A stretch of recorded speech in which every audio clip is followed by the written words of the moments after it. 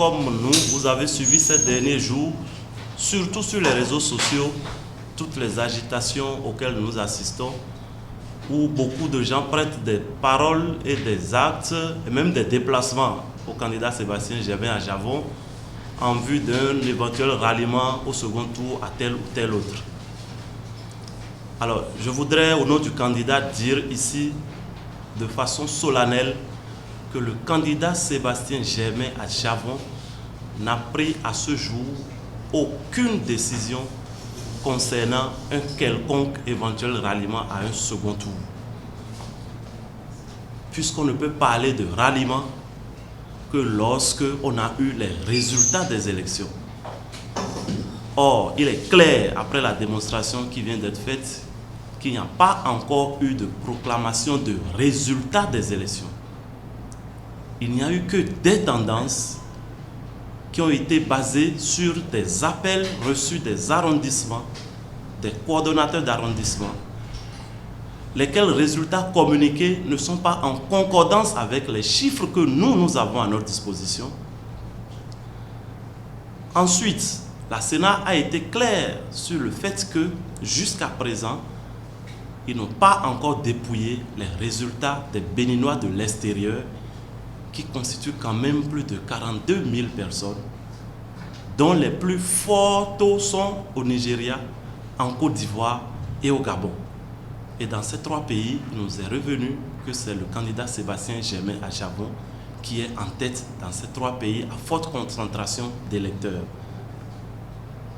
Alors, lorsque vous voyez, après tout ce tableau-là, que les candidats arrivés deuxième et troisième, selon les tendances proclamées par la Sénat, ne sont séparés que par à peine 1%, 1, et quelques pourcents de voix, eh bien vous comprenez qu'avec les pouvoirs donnés à la Cour constitutionnelle par notre Constitution et par le Code électoral, on ne peut pas encore affirmer que nous avons déjà des candidats au second tour.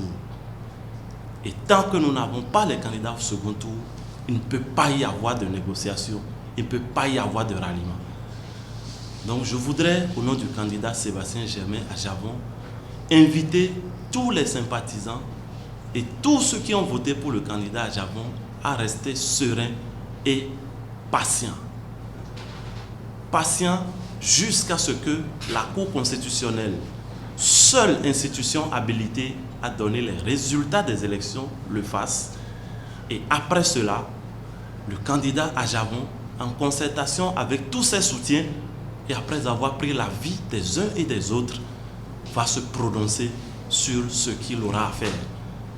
Si, comme nous l'espérons très bien, au vu de ce que nous avons comme résultat, si nous sommes au second tour, eh bien, nous allons prendre les dispositions qui s'imposent pour que notre candidat puisse gagner les élections. Si la Cour venait à confirmer les tendances de la Sénat, malgré tout ce que nous avons comme information contraire, après les recours, nous prendrons acte des résultats définitifs et nous prendrons également nos responsabilités avec notre candidat qui, dans tous les cas, ne fera rien d'autre que ce qui sera décidé par lui et ses soutiens et qui sera conforme aux aspirations de notre peuple. Il est clair que la Constitution, la loi organique sur la Cour constitutionnelle et le code électoral et toutes les théories en matière de droit électoral donnent à la Cour constitutionnelle un pouvoir de redressement des résultats. Et lorsque la Cour étudie les documents électoraux, elle a la possibilité soit de confirmer les tendances annoncées, soit de procéder à des redressements des résultats en retournant à celui qui aurait été volé, des voix qu'on lui aurait volées, ainsi de suite. Ou alors, troisième possibilité, d'annuler des résultats. Et ce faisant, on peut se retrouver dans un cas où la Cour infirme ce qui a été dit par la Sénat. Et je viens maintenant au niveau empirique, on a déjà eu cet exemple au moins 2 fois chez nous ici au Bénin. Souvenez-vous, en 1996, le président Mathieu Kérékou a été déclaré élu par la Cour constitutionnelle après que la Cour a annulé près de 400 000 voix au président Soglo. Et pas très loin, en 2015 tout près, souvenez-vous que la Sénat avait été contredite par la Cour constitutionnelle au sujet de l'élection de M. Atao Renouveau comme député à l'Assemblée nationale. La Cour n'avait pas proclamé Atao élu, la Sénat plutôt avait proclamé un autre élu, mais la Cour est revenue sur la décision et a proclamé le candidat Atao élu député.